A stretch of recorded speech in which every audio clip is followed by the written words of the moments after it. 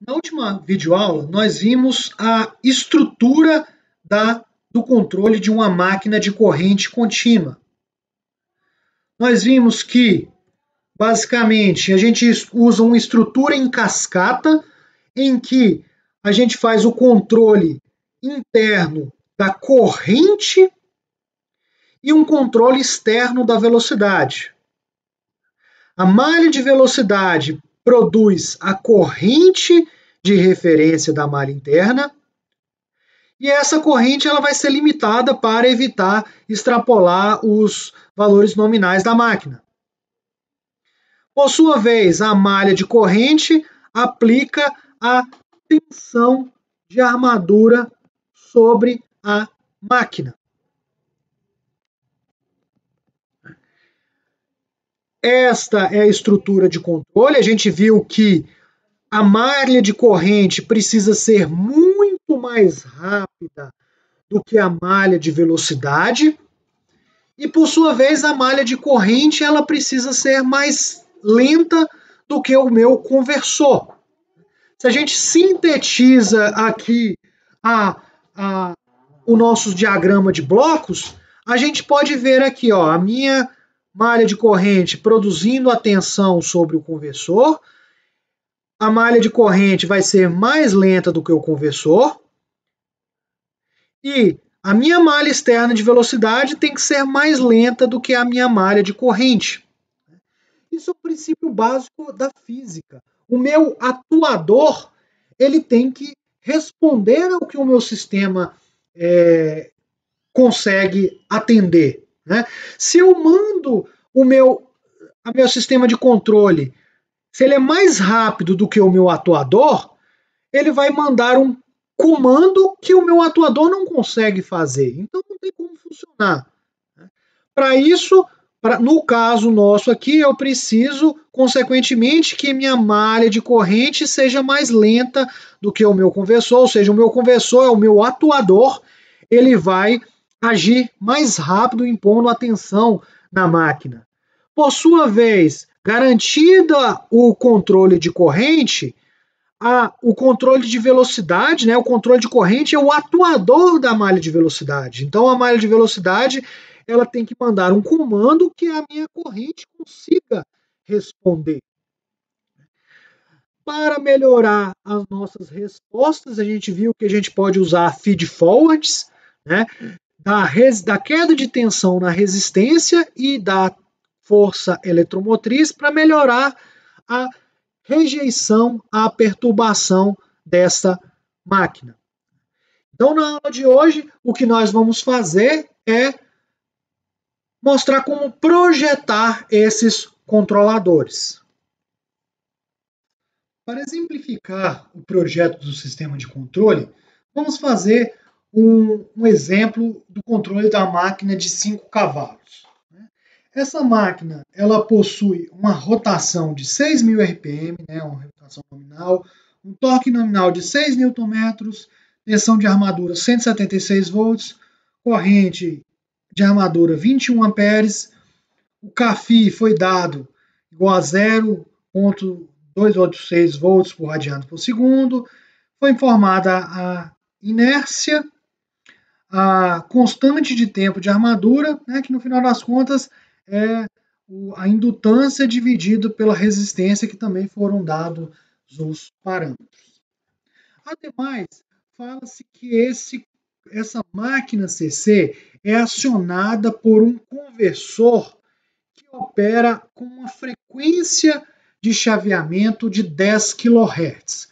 O que significa isso? Voltemos aqui ao nosso problema. A máquina vai ser alimentada por um conversor, certo? Esse conversor ele possui uma faixa de passagem, né, que vai ser o quão ele consegue responder a variações na sua referência de entrada. E isso depende do que a gente chama de frequência de chaveamento. Aqui é dado uma frequência de chaveamento de 10 kHz, significa que esse conversor ele não consegue responder mais rápido que frequências na entrada de 10 kHz. Na verdade, ele vai responder a frequências muito mais abaixo disso, porque 10 kHz já seria o limite, vamos assim dizer. Então, para fazer o nosso projeto do controlador, a gente começa por nossa malha interna de corrente, certo? Então, vamos voltar aqui ao nosso diagrama e a gente vai analisar apenas inicialmente a minha malha de corrente. Perfeito? Se eu estou considerando que o meu conversor ele é suficientemente rápido para impor a tensão que a gente deseja, eu posso considerá-lo como um ganho unitário. Né? Então, esse bloco unitário aqui nada mais é do que o meu ganho do meu conversor.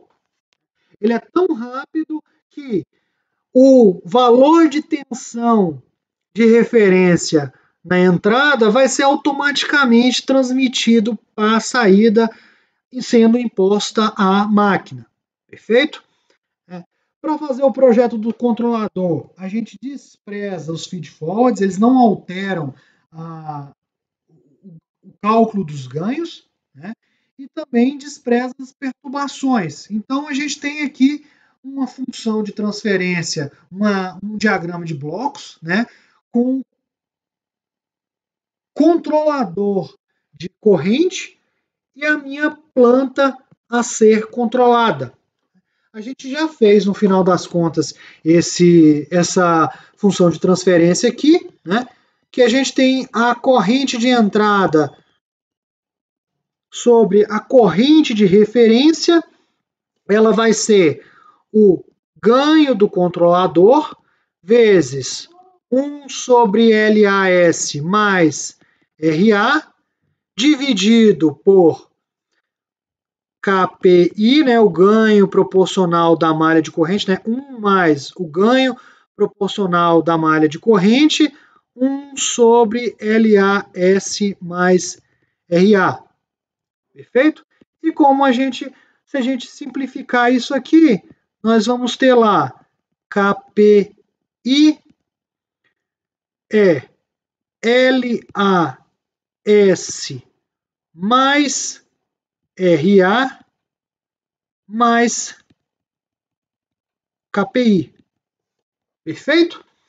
De modo que o polo dessa função de transferência, como a gente já viu, ele vai ser S, né? O polo vai ser menos RA mais KPI dividido por LA. Certo? Bem, a gente pode usar qualquer método para ajustar o ganho desses controladores. Né? No final das contas, a gente vai querer colocar os polos em um ponto em que o controlador tenha uma resposta satisfatória. Para a gente aqui, nós vamos considerar, né, a gente vai utilizar o método da alocação direta de polos. No método da alocação direta de polos, a gente vai escolher aonde a gente quer colocar o polo. Não é um dos métodos mais precisos, mas nos dá uma boa resposta. Então, o que eu vou fazer é pegar esse polo e eu vou alocá-lo aonde eu desejar. Então, eu vou pegar ali o RA mais o KPILAS. Deixa eu apagar aqui a nossa função de transferência. E daí a gente vai ter aqui menos RA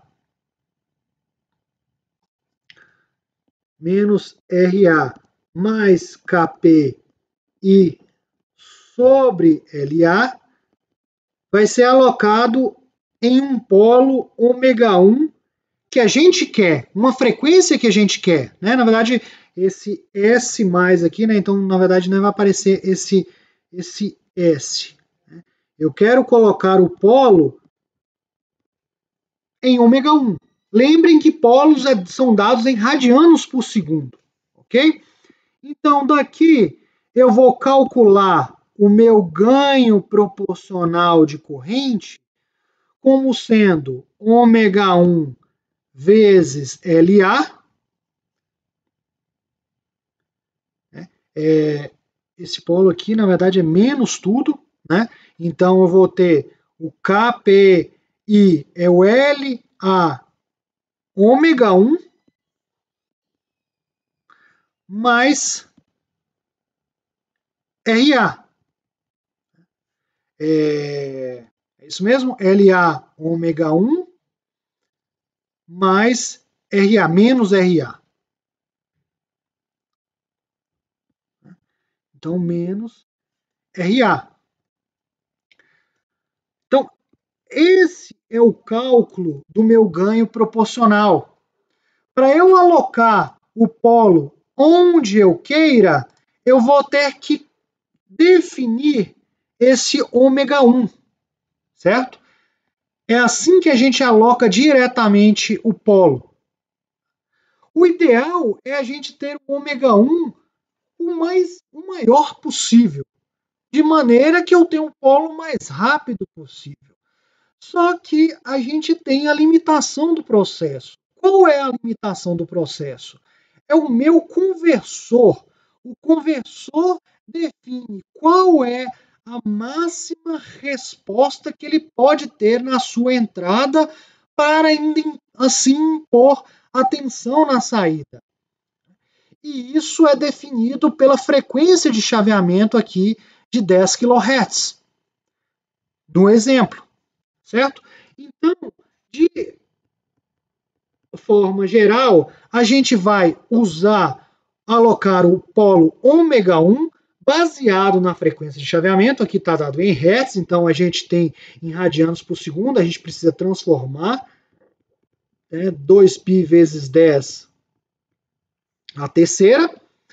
Isso seria o máximo que conseguiria, mas na verdade está longe disso. A gente precisa colocar um polo de 5 a 10 vezes menor do que esse valor. Então, vamos, por exemplo, impor aqui 5 vezes menor. Então, eu vou pegar esse ômega 1, substituir aqui para calcular o meu KPI. E que está sintetizado aqui. Eu tenho uma função de transferência alocando o polo nesse F1, né? E o F1 eu vou colocar como uma frequência de chaveamento dividido por 10, ou seja, 10 kHz, vai virar 2.000 Hz. E aí, fazendo o LAS menos o RA, na verdade, o cálculo, eu vou ter aqui o meu KPI para esse exemplo igual a 6,88. Então, eu ajustei a malha de corrente. Ajustada a malha de corrente, sempre a gente começa pela malha interna. Né? Então, aqui a gente fez o ajuste da malha interna, que é o vermelho, né? E a gente vai precisar agora fazer o ajuste da malha externa, assinalado aí em azul, né? A minha malha de velocidade. Mas eu tenho aqui dentro a minha malha de corrente, certo? Como eu já disse, a gente tem que garantir que a malha interna ela vai ser muito mais rápida do que a malha externa. Para isso, a gente colocou o KI o maior possível para a gente poder desprezar a malha de corrente, né? Na verdade, desprezar a dinâmica da minha malha de corrente. Então, eu remonto aqui a minha malha de velocidade, certo? Que eu tenho aqui o IA vezes o CAFI, é o torque eletromagnético. O torque de carga eu tirei, já que é perturbação. E aqui a gente tem a dinâmica interna. Pode ser o JS mais B aqui, que é o coeficiente de atrito viscoso, mas por simplicidade eu vou desprezá-lo no meu exemplo, tá? Para ficar um pouco mais fácil a nossa dedução aqui, mas se tivesse o B, não, nada implicaria. Esse 1 aqui, entenda que é a malha fechada de corrente. O que é essa malha fechada de corrente? É isso aqui, ó. É essa função de transferência. Só que a gente está alocando o meu polo tão rápido que essa malha aqui vai ter um ganho praticamente unitário. Então, a saída da minha malha de velocidade é a minha referência de corrente, que vai estar sendo quase que imediatamente imposta lá na minha máquina, tendo o IA.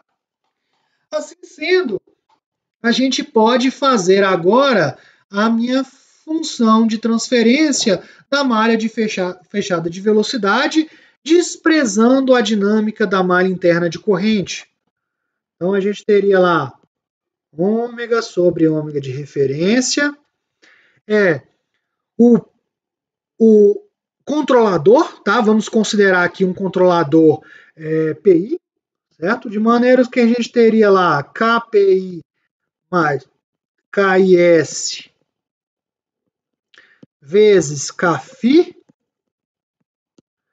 vezes 1 sobre JS dividido por 1 mais KP mais KIS vezes KFI 1 sobre JS. Bem, daí eu posso colocar em evidência aqui, certo? Eu vou colocar aqui o meu KPS mais KI vezes KFI dividido por, vai aparecer aqui JS vezes S aqui, vai ser JS quadrado, certo? Mais KPS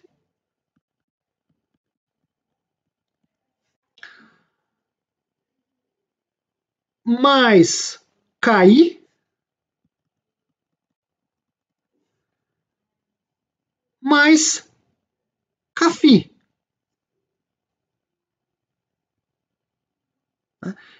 Deixa eu ver aqui, tem então na verdade KPS, então vai ter o S aqui, S quadrado, KPS mais KI, então S quadrado KPIS mais KPI, desculpa, faltou aqui, deixa eu só voltar aqui, né, pessoal, faltou aqui, porque na verdade o KFI multiplica os dois aqui, né, então vai ficar KP,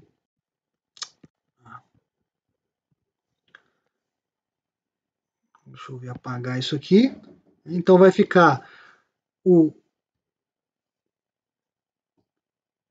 eu coloquei em evidência aqui, né, então ficou S, passou o S para cá, vai aparecer aqui JS quadrado, certo? Então, esse JS quadrado veio para cá, e aí vai aparecer KPS, KP vezes KFI S,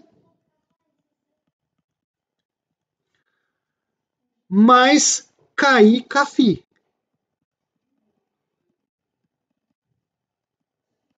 Aqui não é mais ou menos não, aqui é mais só. Tá?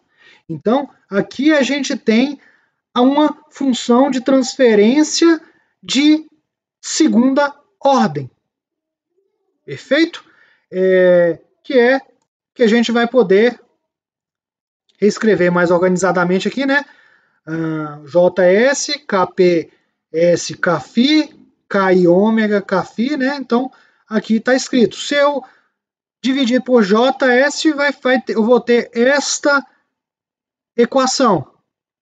Então, o que eu vou fazer é agora alocar esses polos dessa função de transferência de segunda ordem. Eu tenho dois polos. Como é que eu faço isso?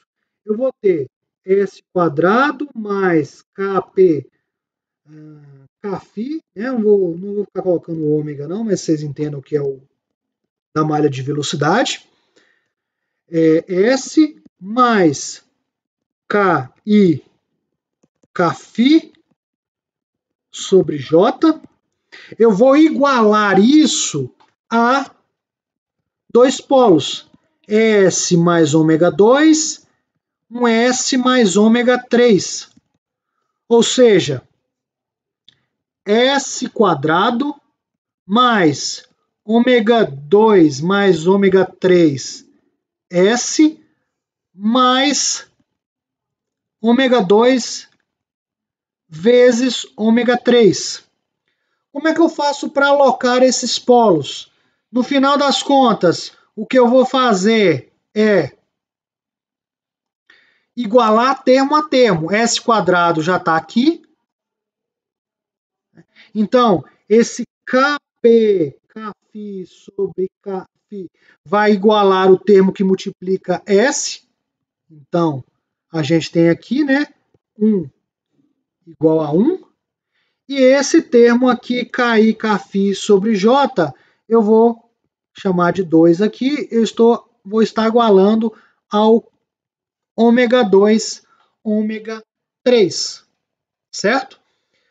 Consequentemente, a partir desse termo eu consigo calcular o Kp e a partir desse termo calcular o KI. Né? Então, Kp vai ser ômega 2 mais ômega 3 vezes J dividido por Kφ. Perfeito? E o KI vai ser KI, faltou espaço aqui, vamos colocar aqui em cima. KI vai ser ômega 2 vezes ômega 3 vezes J dividido por Kφ. Então vamos organizar essa bagunça aqui. Então, vocês veem aqui que eu vou igualar o ômega 1 com o ômega 2, né? E aqui eu estou escrevendo, na verdade, em função da frequência em Hertz, certo? Com os parâmetros do meu problema, eu consigo calcular os meus polos. Só que, observe que eu tenho que escolher F2 e F3. E aí eu já coloquei aqui F2 igual a 200 Hz e F3 igual a 20 Hz. Por quê? Observe que, assim como a malha de corrente ela é limitada pelo conversor, ou seja, ela está limitada pelo 10 kHz aqui, então a gente colocou uma frequência da malha de corrente igual a, no máximo, 2000 Hz. Agora, eu tenho como limitador da minha malha de velocidade é a minha malha de corrente. Se a minha malha de corrente está com uma frequência de 2000 Hz, eu preciso ter que a minha malha de velocidade ela seja mais lenta do que esse 2000 Hz. Uma regra direta, né, um chute inicial, é a gente colocar essas frequências 10 vezes e 100 vezes menor. Então, se eu tinha lá 2000 Hz, aqui eu vou colocar 200 Hz e o F3 com 20 Hz, né? 10 e 100 vezes menores do que a frequência da malha de corrente. Por que é preciso isso? Para fazer a malha de velocidade ser mais lenta do que a minha malha de corrente. Porque se a malha de velocidade for mais rápida do que a malha de corrente, o sistema vai instabilizar e a gente não vai conseguir ter o controle propriamente dito. Né? Só reforçando mais uma vez, eu coloquei aqui F2, F3, porque eu já fiz a conversão com o 2π do ômega, né? Lembre que os polos sempre são dados em radianos por segundo. Então eu cheguei aqui ao meu ganho proporcional de velocidade e meu ganho integral da malha de velocidade, certo? Então, esse é o método de alocação direta de polos, certo? Vamos resumir o cálculo, né? A gente vai saber que a banda passante dos controles ele vai depender da frequência do conversor, ou seja, da rapidez de resposta do conversor. A gente vai colocar as bandas passantes da malha interna de corrente, né, de 50% a 10% da frequência do conversor, e as malhas externas, no mínimo distante uma década da frequência da malha de corrente. Ou seja, se eu tenho um conversor de 1 kHz, eu vou colocar a malha de corrente em 200 Hz, né, 5 vezes menor, e as malhas subsequentes em 22 Hz e assim por diante.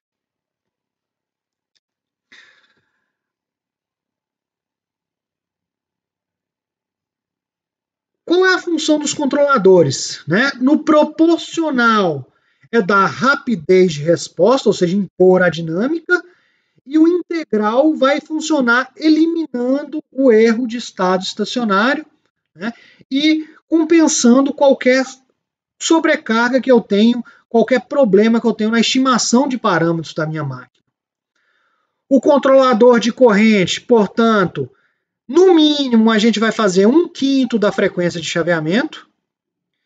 E normalmente a gente não usa o integrador na malha de corrente porque ele vai controlar a mesma dinâmica do proporcional de velocidade. Na maioria das aplicações é desnecessário, mas nada impede da gente colocar esse ganho integral na malha de corrente. Já o controlador de velocidade vai ser mais lento do que o controlador de corrente. O ganho proporcional a gente vai colocar no mínimo 1/10 da frequência do proporcional de corrente e o integral 1/10 do proporcional de velocidade, ou seja, 1/100 do proporcional de corrente. Observe que essa é uma primeira tentativa, que pode produzir resultados efetivos, mas o processo em si, a carga que a gente está alimentando, né, que a gente está tocando com o motor, com a máquina elétrica, ela vai definir as figuras de mérito, quão rápido eu preciso, certo? Essas são regras, por isso é que o processo de alocação direto de polos, ele tem uma certa tentativa e erro. A gente vai tentar 10 vezes menor, 100 vezes menor, pode ser que não esteja muito bom, então a gente vai colocar, ao invés de 10 vezes, colocar 11, 12, fazendo esses pequenos ajustes aí para chegar a uma resposta satisfatória. É importante a gente analisar em um sistema de projeto de sistema de controle real a robustez da variação paramétrica. Por quê? Porque a gente estima o CAFI, a gente estima a resistência de armadura, a gente estima a indutância da minha máquina, mas esses são valores estimados, pode ser que eles variem, que eles não estão corretamente estimados, né? Então, se a máquina envelhece, eles mudam um pouco esses parâmetros. Assim, é interessante, é importante a gente avaliar como erros nesses parâmetros vão impactar o sistema em malha fechada. Ele continua estável? Isso é muito importante, né? Então, é importante reavaliar os polos, considerando erros típicos de estimação, né? Vou, sei lá, calcular, considerar que eu tenho um erro de 10% na resistência, de 20% na indutância, ver se ele continua um projeto robusto, né? Avaliar a capacidade de rejeição de distúrbios face a esses erros de estimação. E além de avaliar a resposta a uma variação na referência, a gente também precisa avaliar sempre a capacidade de rejeição a distúrbios, né? No caso aqui, a rejeição a distúrbio ela vai ser normalmente o torque de carga que, que vai estar sendo imposto para a máquina, ou seja, é uma máquina que está acionando uma esteira rolante. Qual é aquele torque que ele vai ter que suplantar? É com a esteira vazia ou com a esteira cheia? Né? Então, essas variações de torque elas têm que ser avaliadas no nosso projeto. Usando os resultados do nosso exemplo, eu construí uma simulação usando o diagrama de blocos do Simulink. Então, basicamente, o que eu fiz foi construir a dinâmica da máquina, né? Então, vocês podem ver aqui a dinâmica elétrica, né? Uma função de transferência do LAS-RA. A saída é a corrente. Eu tenho aqui o CAFI, que a gente está considerando constante. Tenho aqui a dinâmica mecânica.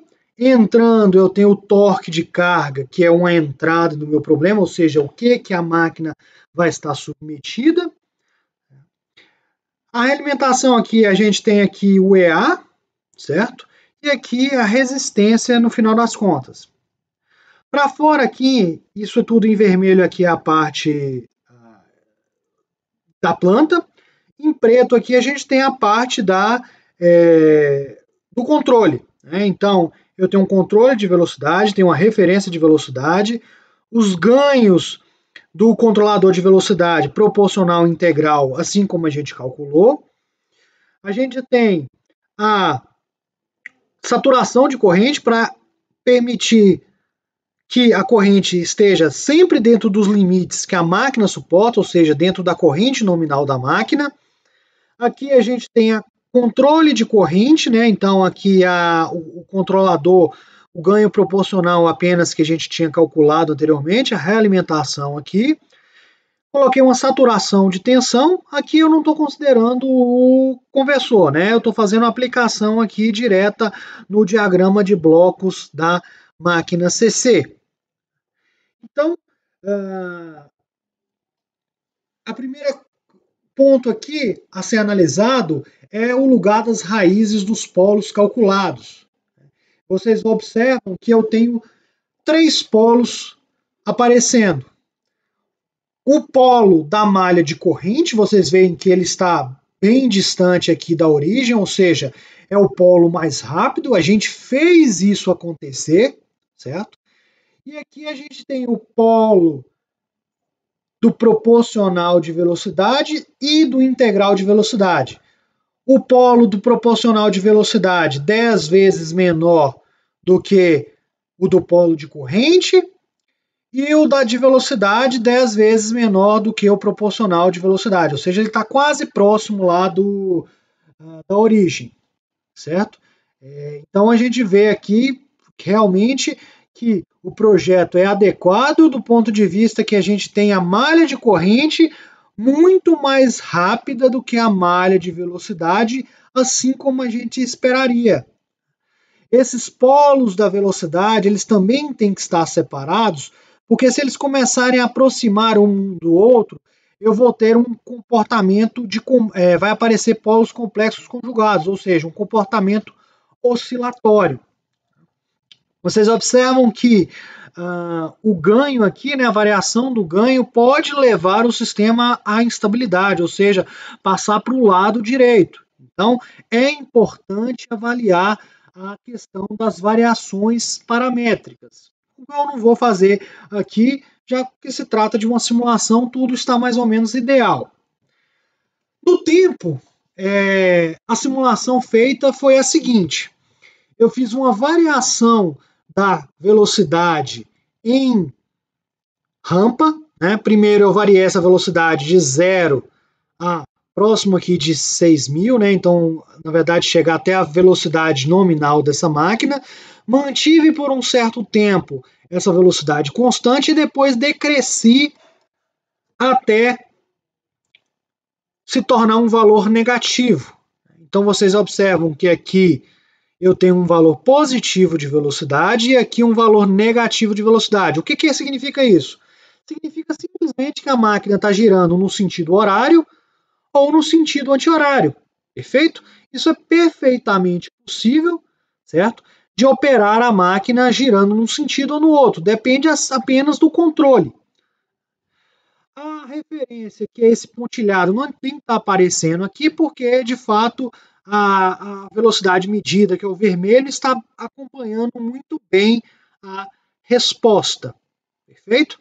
Eu mostro aqui também, numa unidade diferente, que eu esqueci de colocar aqui a escala, né, mas é sempre importante colocar a escala e as legendas. Uma variação de torque. Enquanto a velocidade estava constante, eu dei uma variação de torque aqui, positiva quando a velocidade era positiva e negativa quando a velocidade era negativa. Esse torque aqui foi uma variação integral do torque nominal da máquina, certo? E se a gente der um zoom aqui nesses instantes transitórios do torque, vocês podem ver que a referência se mantém aqui no valor de 5.730, mas que a velocidade ela desvia um pouco. Quando eu tenho um torque variando positivamente, ou seja, eu estou exercendo mais força sobre a máquina, ela tende a desviar da sua velocidade, mas o sistema de controle ele age a corrigir esse erro, né, voltando bem rapidamente a máquina para a sua velocidade controlada. Então, aí aqui ficou, antes eu não tinha torque, depois eu tenho torque, né? Então a máquina ficou basicamente com a velocidade constante aqui controlada. Aqui por volta do 2.8 eu tirei novamente essa carga. Se eu tirei a carga, significa que eu vou ter menos força sendo exercida sobre a máquina. Se eu tenho menos força sendo exercida sobre a máquina, na hora que essa carga sai, a máquina tende a acelerar. Torque eletromagnético maior do que o torque de carga. Então a máquina acelera. O sistema de controle ele age de maneira a retornar a velocidade ao seu ponto de controle, né, a sua referência. Então a gente pode ver aqui claramente que o sistema de controle respondeu às variações de referência, assim como a variações de torque, ou seja, ele rejeitou a perturbação do processo. Um reflexo disso são as correntes, né?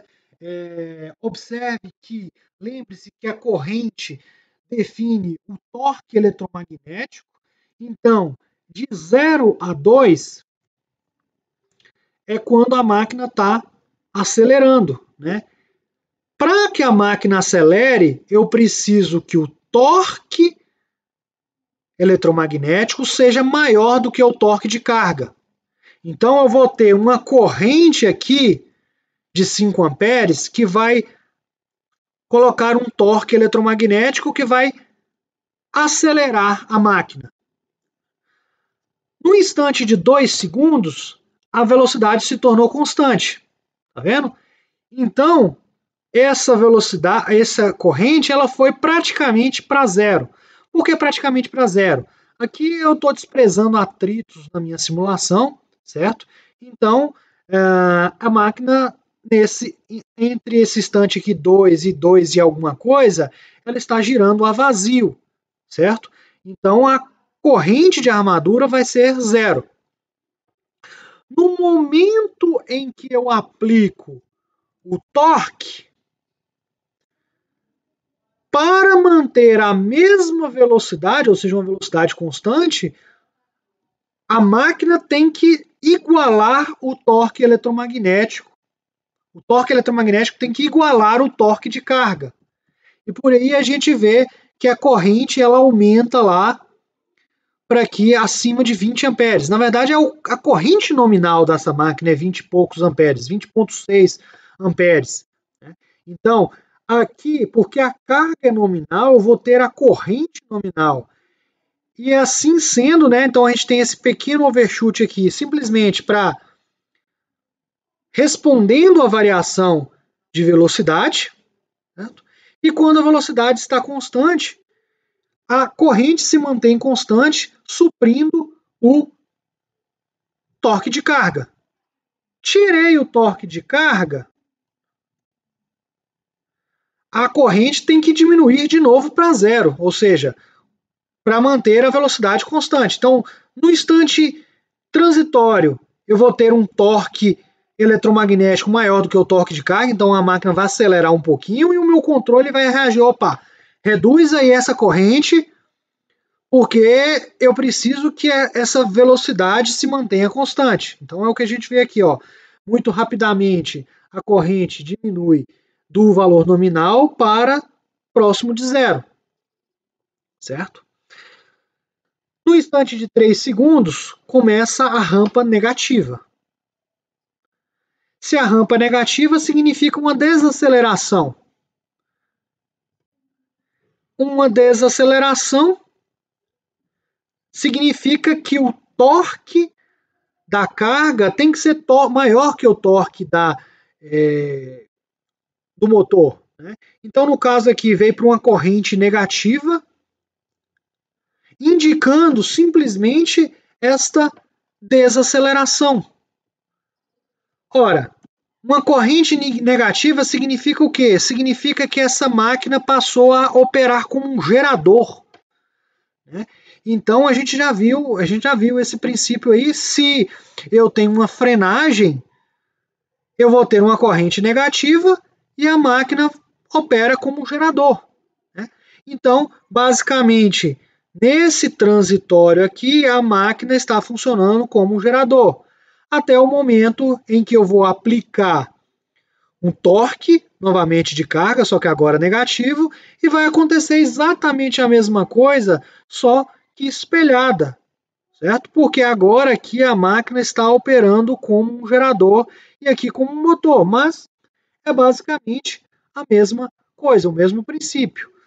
Depois, quando a máquina volta para a sua velocidade constante, eu tenho um torque constante e depois, finalmente, lá a velocidade voltando aqui no ponto de acelerar novamente a máquina, eu volto a funcionar como um motor. A gente está controlando a corrente, mas de fato o que a gente está impondo na máquina é a tensão. Perfeito? Assim, claramente, a tensão vai ter o perfil da velocidade. Vocês observam aqui que a tensão vai variar de 0 a um pouco menos de 200 e depois manter constante e variar. Né? Então vocês veem que aqui, basicamente, é o reflexo que a gente tem na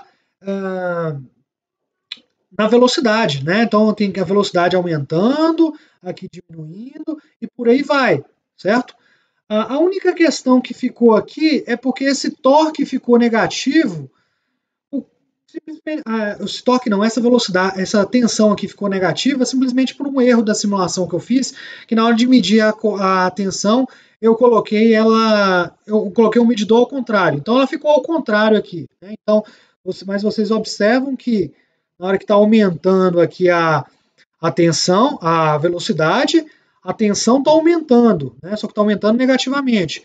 Ficou constante a velocidade, a tensão continua constante, né? Ela só dá uma variaçãozinha aqui no transitório de carga, que é o que? Ele está fazendo uma reação da corrente para rejeitar a perturbação. À medida que a máquina desacelera, eu vou ter novamente a variação da velocidade, por aí vai. Né? Então vocês veem aí claramente que a tensão, que a velocidade é proporcional à tensão. Então, basicamente, para vocês reforçarem, vocês entenderem o projeto de controle, nada melhor do que vocês botarem a mão na massa. Então, vou passar um trabalho para vocês, em que vocês devem fazer uma simulação, de certo modo, parecida com essa que eu mostrei aqui, mas com algumas complexidades a mais, e que vocês analisem essas respostas aí, vocês possam fazer os ajustes dos controladores. Então, eu vou postar o trabalho e vou dar um vídeo explicativo como funcionará esse trabalho. Até mais.